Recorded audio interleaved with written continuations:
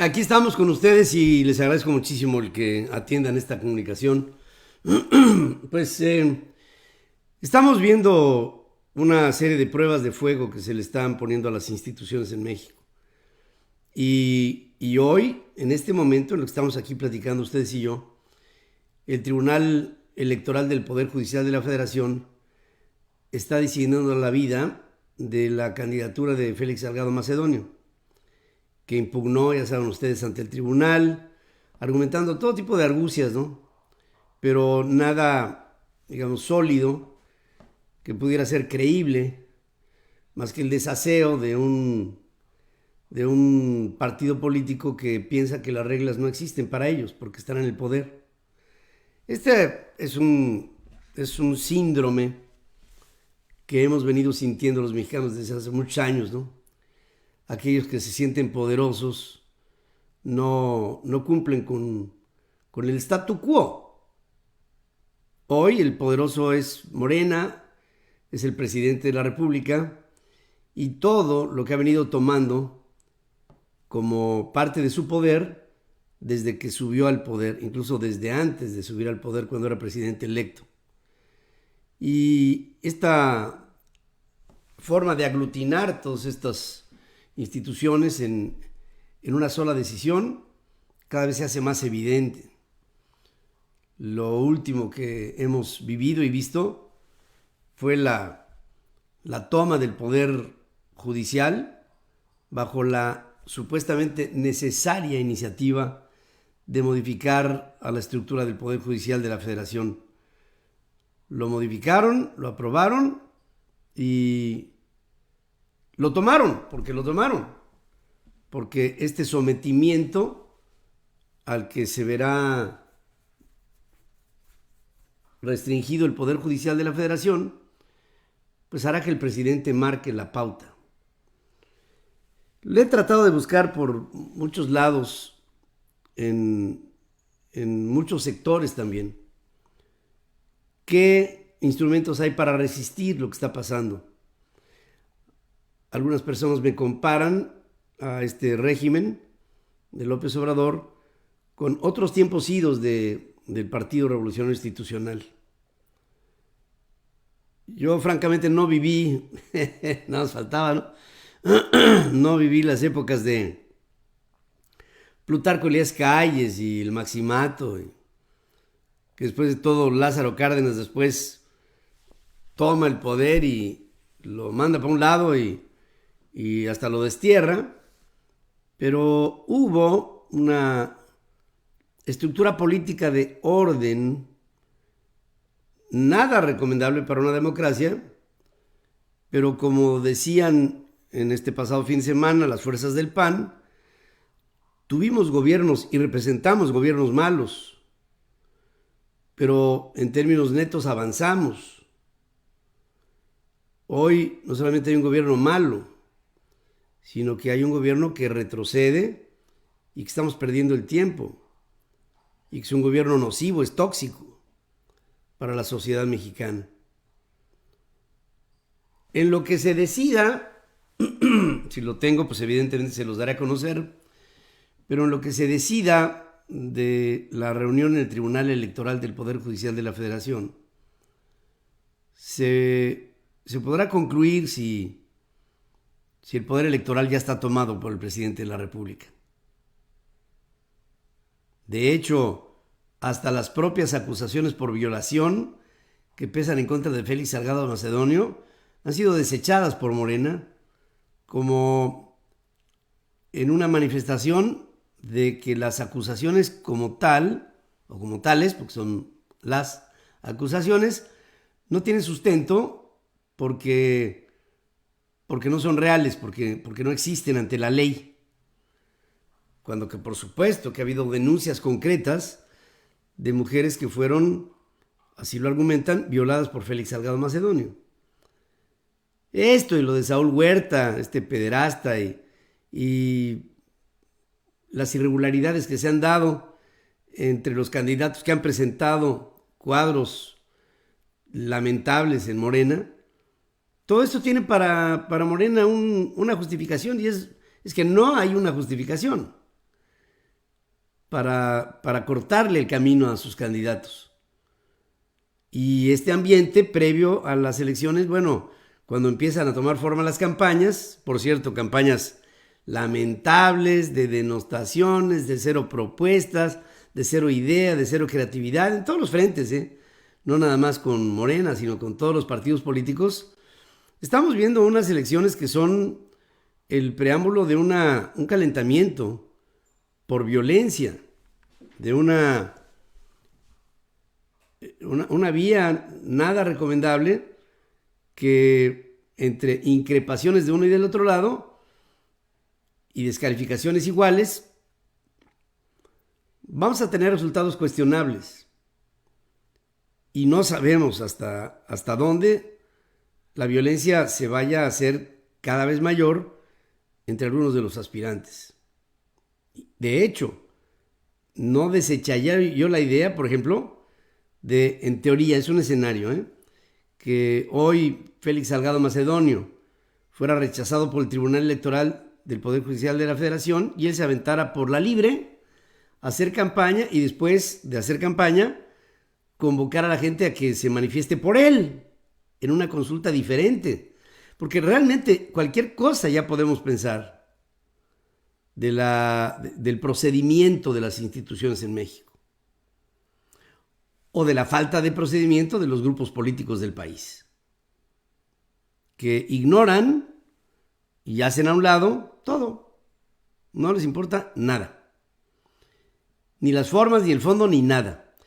Y cuando les decía yo, se comparaba al PRI de otros tiempos con el Morena de ahora, yo pienso que en otros tiempos hubo abuso del poder, claro que lo hubo, pero se guardaban ciertas formas, sutilezas, que sugerían que había un control del presidente, pero no que de una manera aberrante se le confrontara por la vía pública. Esa parte no la había yo conocido. Hoy el presidente en la mañanera hablaba que no quería opinar de cuestiones de carácter político porque si no lo iban a arrestar. Citlali Hernández, la secretaria general de Morena, inmediatamente increpó al Instituto Nacional Electoral, haciendo ver que el instituto, estamos hablando de una secretaria general de un partido político, que dice que el Instituto Nacional Electoral es la servidumbre del PRI, del PAN y del Movimiento Ciudadano y de todo lo que no sean ellos, ¿no? Y que al reclamarle al presidente están faltando al respeto por la investidura presidencial, cuando es la investidura presidencial la que falta al respeto a la Constitución y a las leyes. Se mete, da sus puntos de vista sobre cuestiones de carácter político que no debe de dar, y ya que da todo, dice, pero no me meto, pero ya dio todo. El presidente no sabe respetar, y esto lo vimos desde que gobernó la Ciudad de México. El desacato, la acción luego de la repulsa por algún tipo de procedimiento legal. El presidente no tiene respeto por las leyes. Y si él no tiene respeto por las leyes y está en el poder, pues los que están con él, pues tampoco. Mario Delgado trata de guardar las formas y está pidiendo hoy, durante la tarde, que Saúl Huerta sea separado de sus derechos políticos dentro de Morena, en lo que se demuestra su presunta inocencia o culpabilidad, pero no condena, sino que se cura, se lava, se cura en salud para, no sé, para aparentar que están del lado de la justicia, pero no lo están. Yo veo un país descompuesto. Lo veo que ya no tiene el funcionamiento de un cuerpo armónico, mínimamente necesario para que sea armónico. Porque, insisto, gobiernos anteriores fueron malos. Peña Nieto fue un fracaso. Calderón, pues ya vimos lo que hizo, ¿no? De destapar la cloaca de la violencia. Fox se la pasó tomando Prozac y el pobre de Ernesto Zedillo Ponce de León, pues le tronó el país en las manos. Se lo entregó Carlos Salinas de Gortari, se lo entregó quebrado. Hoy la ruptura institucional es la marca.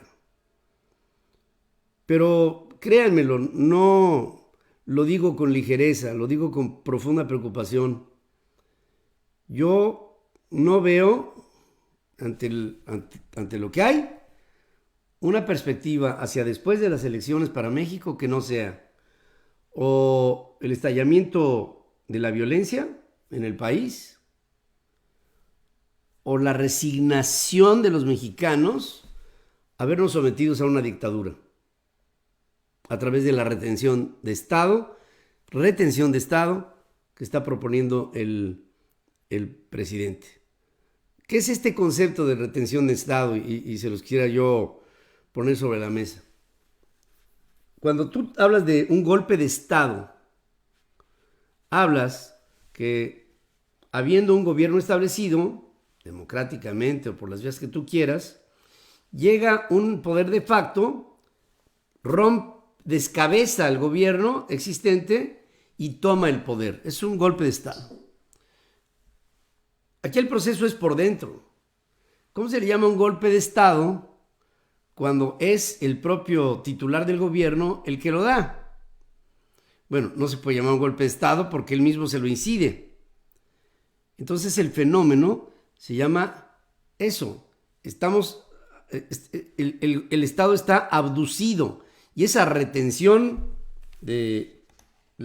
sujeción del Estado es lo que está haciendo el presidente de la República. El presidente está sujetando a los poderes para sí y ya una vez sujeto el Estado, o sea, sometido el Estado, el presidente puede levantarse como un dictador. Eso vivió Nicaragua con Daniel Ortega Saavedra, eso vivió Venezuela con Chávez y después Maduro, eso vivió Cuba, eso tuvo un camino de 13 años en Ecuador con Rafael Correa y en Bolivia con Evo Morales. Esa retención, esa sujeción del Estado está ejerciéndola el presidente Andrés Manuel López Obrador. Es el equivalente a un golpe de Estado por dentro, sujeción del Estado. Esa sujeción, en algún momento vamos a caer en cuenta de que se ha dado. Para cuando esto sea, los poderes fácticos del país, entiéndase el sector empresarial, el sector intelectual basado en el sector social, las organizaciones de todo orden, no gubernamentales, observatorios ciudadanos, los medios de comunicación que espero reaccionen, concurriremos en una idea fija, focal, que el país está sujeto por el presidente. Lo tomó para sí. Ya lo tomó. Y hoy, con la determinación del Tribunal Electoral, nos podríamos dar cuenta de que hay una alternativa para que el presidente no tome al poder electoral, o habría entonces la determinación de que ya lo tomó con un fallo a favor de Félix Salgado Macedonio. Y eso sí preocupa, Porque cuando nos demos cuenta de eso, espero, y lo digo espero con esperanza, que haya una reacción de México. En círculos políticos en otras partes del mundo hay preocupación por México. Aquí, en los Estados Unidos, la estoy viendo, la estoy viviendo. Ahora que estuve la semana pasada en México, la sentí. Ya hay enojo. Ya el país se siente confundido ante la falta de una hoja de ruta, una ruta crítica que nos dé el indicativo de dónde está la puerta de salida a la crisis. Todas las encuestas que llevan todos los indicadores económicos, hoy salió el IGAE a la baja otra vez, que es el indicador general de cómo se mueve la economía de México. Otra vez el IGAE para abajo. No hay nada que nos recupere. No veo alternativas o formas de salida porque todo está parado. No solamente los sectores que ya han sido afectados por los cambios de ley, el sector de las energías limpias, el sector de las rondas petroleras. Estoy viendo que el país está parado en su conjunto y que no importa el sector del que se trate, el país se ha ralentizado. Y esta ralentización implica quiebra y desempleo. Y en lo que se dan las quiebras y los desempleos, hay un incremento en los indicadores de violencia que están empezando a ser preocupantes, muy preocupantes. Todo esto nos pone en una tesitura hacia adelante. ¿Qué vamos a ver? ¿Qué vamos a vivir? ¿Qué va a pasar? Y hoy no lo sé. Lo que les puedo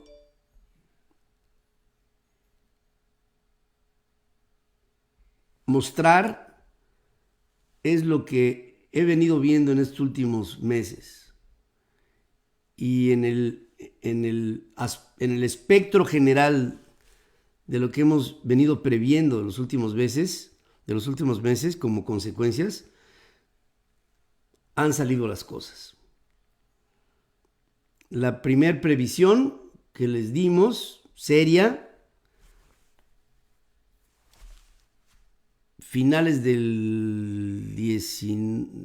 mediados del 2019, les dijimos, el país va a acabar en recesión. Se los dije agosto del 2019, el país va a acabar en recesión. Algunos economistas me escucharon. Algunos incluso me dijeron, matiza cuando hables de una recesión, porque lo que se te ve es realmente una oposición a la propuesta política de López Obrador.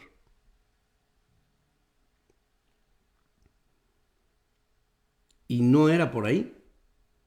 Yo no tengo ninguna carta cruzada en contra de López Obrador en lo personal. Estamos hablando de un proceso que se tiene que analizar en su organicidad. Es un órgano, el gobierno, vivo.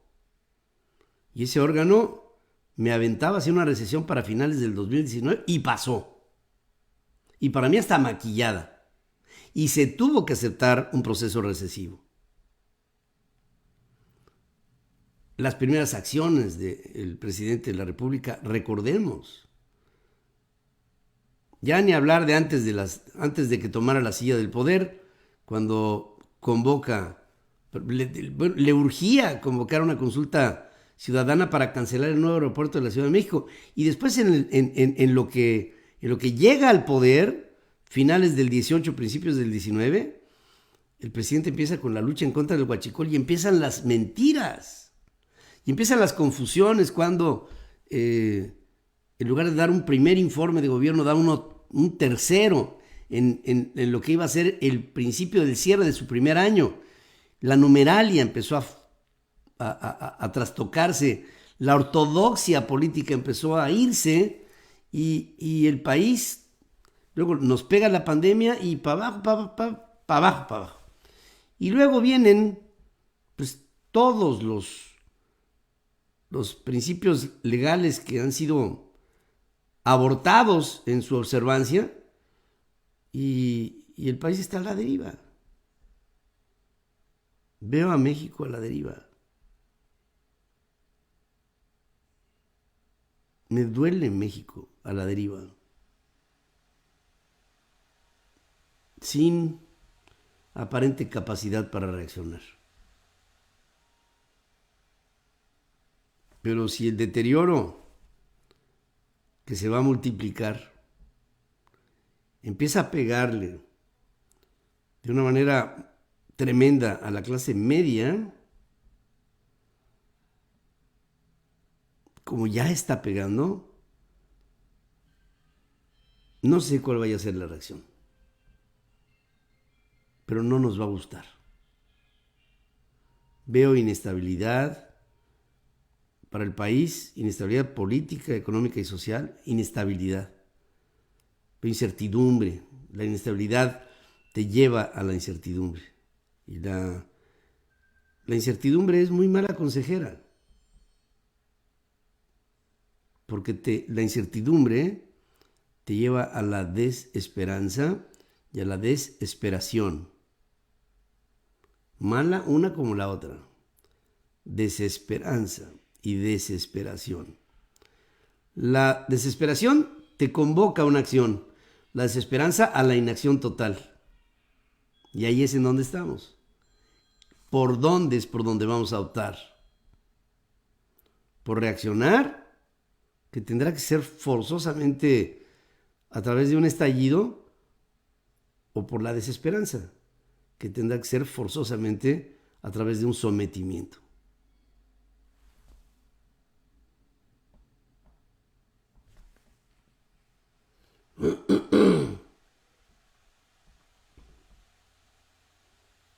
Y luego metan en la división. Miren, hay muchas noticias y yo le quiero agradecer a mi equipo de trabajo que me han hecho un resumen de lo más importante que ha sucedido en las últimas horas. Hay detalles, ¿no? Que si el candidato de un lado, que si del otro, que si el agua en Chihuahua, que si Samuel García en Nuevo León, que si Ricardo Anaya, por ejemplo, Ricardo Anaya dice que López Obrador está enfermo por querer concentrar todo el poder en sus manos, cuestionando que el gobierno pretenda recabar datos biométricos con el Padrón Nacional de Usuarios de Telefonía Móvil, calificando la propuesta como peligrosa. De hecho, hoy un juez de la PESA ha negado algunas solicitudes de amparo de algunas personas que pidieron un amparo para no dar sus datos biométricos cuando se les pidan para ratificar su línea telefónica. A diferencia, por ejemplo, de Gómez Fierro, Juan Pablo Gómez Fierro, que sí concedió amparos a quienes se los solicitaron. La diferencia entre Gómez Fierro y de la PESA es que el segundo de la PESA dice todavía no es un hecho consumado la solicitud de tus datos biométricos hasta que sea, podríamos analizar la posibilidad de ofrecer el amparo, antes no, porque no ha habido una ratificación de aquello que se está acordando. Hasta cierto punto, en teoría, tiene razón. Aunque Gómez Fierro tuvo otro criterio y dijo, no, yo sí concedo el amparo a una persona que le solicitó el que no tuviera que comparecer ante la telefónica para dar sus datos. Dijo, claro que procede. Pero todo va por ese sentido. Todo es un tema de control, todo es un tema de atropello. Este proyecto es un proyecto socialista. Este padrón de datos de telefonía móvil no lo tiene, bueno, de los 10 países o 12 países que lo utilizan, ninguno de los 12 países tiene una democracia. No son países democráticos. Son países autócratas, son países atrabiliarios, son países de autoritarismo. Los 10 o 12. Y México, que ahora trae esta iniciativa. ¿Quién se las aconseja al presidente? No sé, pero se están... a ver, ¿tú le vas a entrar? Si te dice el gobierno, tú le vas a entrar. Ya se me está acabando la pila el día de hoy. Tú le vas a entrar. O sea, si te dice el gobierno, o me das tus datos biométricos o no hay línea, le vas a entrar, los vas a dar. Bueno, por comodidad los daría. Nada más que por convicción no los voy a hacer. Y si me quitan mi línea telefónica, pues me van a aislar. Prefiero estar aislado que comparecer ante una autoridad a la que no confío, en la que no confío. Y no lo voy a hacer. Llámese como se llame, no lo voy a hacer.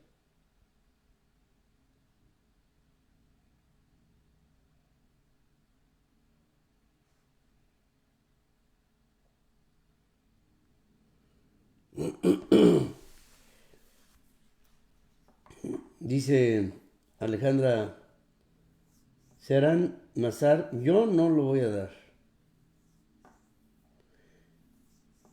Este señor no merece que lo llamemos presidente. El SAT ya los pide para la firma electrónica. Eso es actuar, ampararse.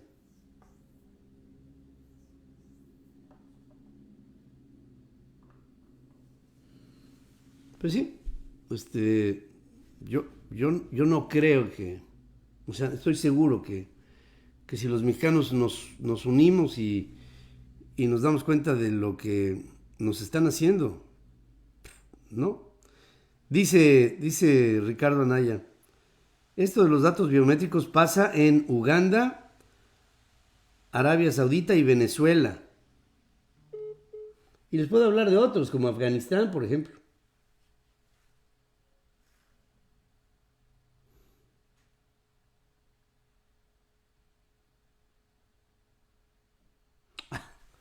Te digo, todos los días hay una. Con el voto en contra de la oposición, Morena, en un desaseado procedimiento legislatoide, aprobó en comisiones del Senado una iniciativa para reducir de 50 a 30 años las concesiones ferroviarias y aumentar multas en el sector. A ver, me voy a tratar de explicar.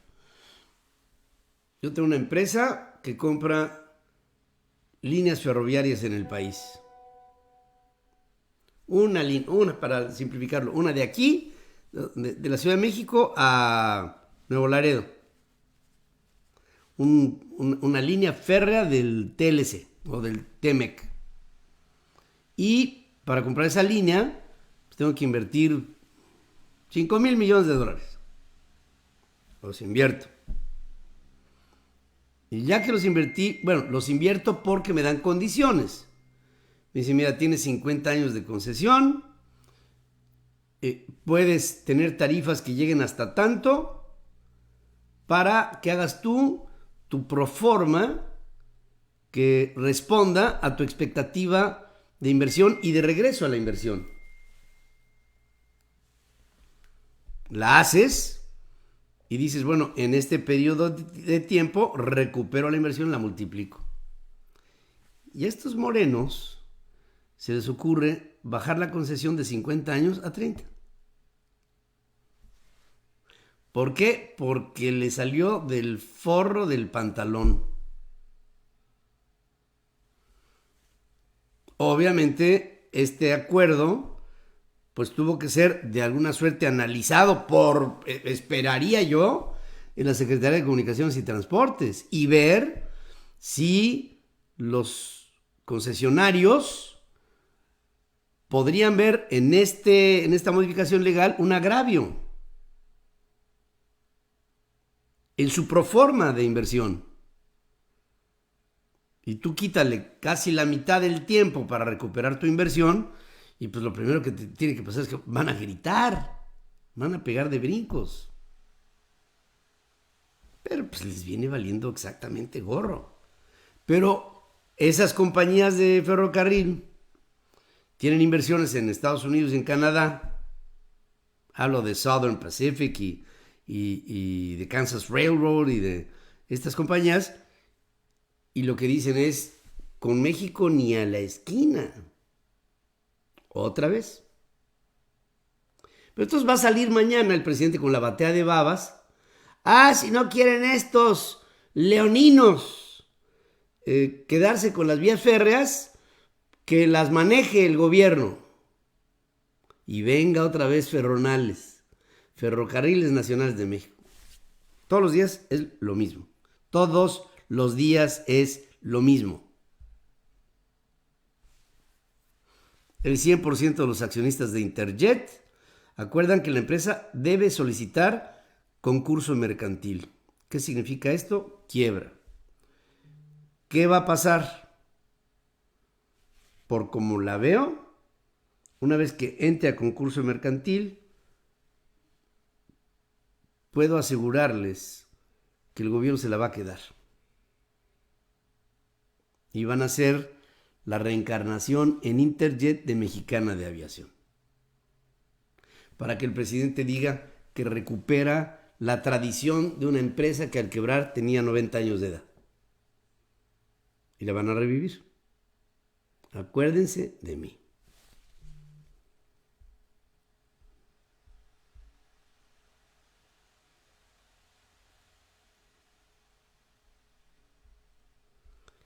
Monreal, en el Senado, congeló, al menos hasta el periodo ordinario de sesiones, la polémica reforma a la Ley Federal de Cinematografía y Audiovisual.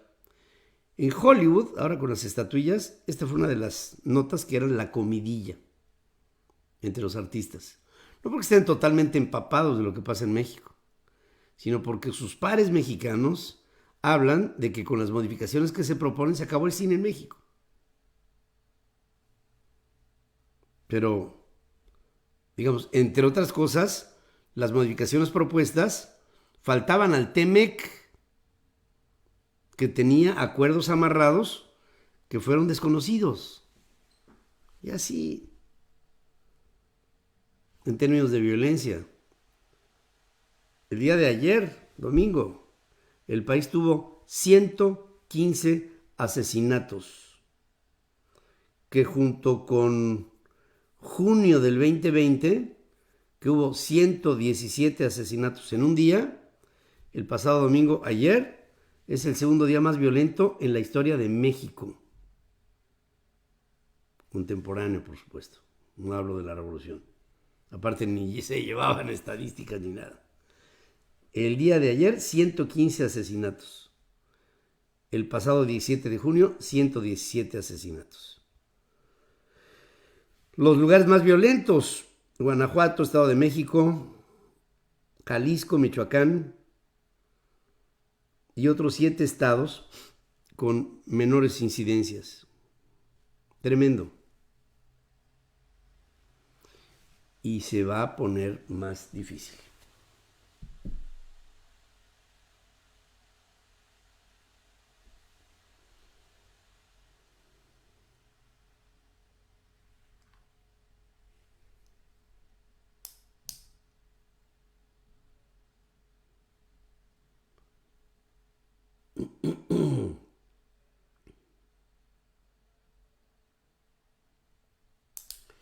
Así están las cosas, queridos amigos. Me siento un tanto decepcionado por el momento que estamos viviendo. Y esperanzado a que haya una reacción. De verdad. Yo no sé cómo la quieran calificar, si este es un llamado a lo que sea, no me importa. Lo que estoy viendo es gravísimo y el país está de picada. Con un presidente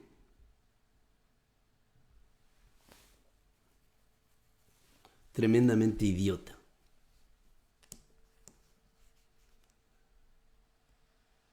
Brutalmente apátrida. tóxico y un gobierno igual.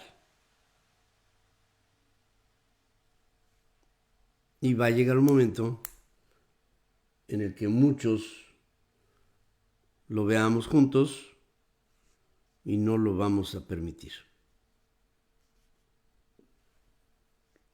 En lo que se da, la vamos a seguir pasando mal.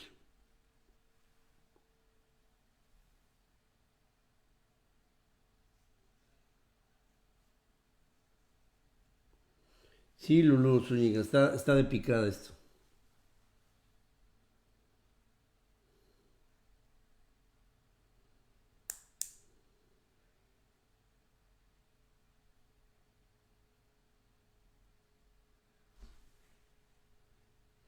Que acabas de comprar un SIM para tu celular y ya te obligaron a dar los datos biométricos, me dice Heréndira Guadalupe Molina Sánchez de... Pues sí.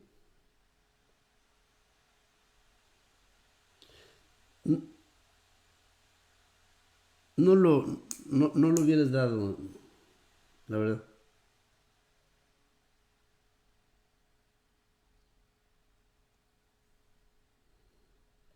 El SIM era de Movistar y me obligaron, dice Heréndira. Bueno, pues yo no lo hubiera dado, Heréndira, con mucho respeto. No lo hubiera dado. No. Punto. Ya veremos cómo nos comunicamos, pero no lo hubiera dado.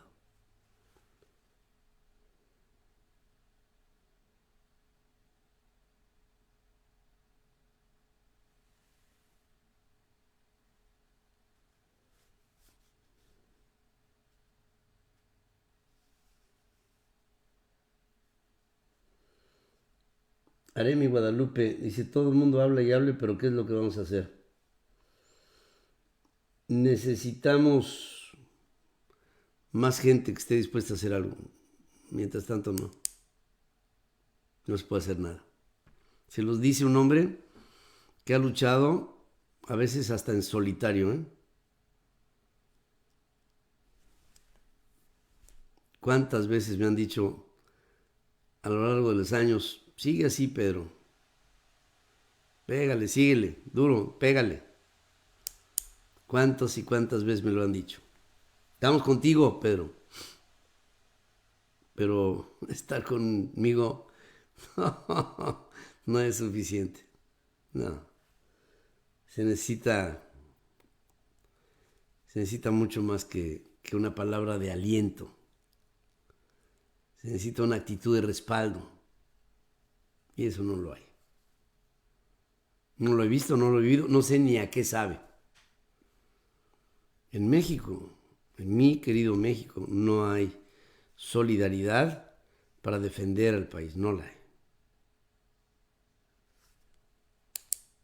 Bueno, gracias por estar conmigo y espero que el día de mañana estemos juntos en la primera emisión Central FM Equilibrio, transmitiendo a través de centralfmonline.com, nuestras aplicaciones en iOS y en Android, nuestras plataformas y nuestra red de estaciones hermanas, asociadas y afiladas en 7 países del continente americano. Soy Pedro Ferriz de Con y les agradezco su presencia aquí conmigo. Que tengan ustedes muy buenas noches. Descansen. Hasta mañana.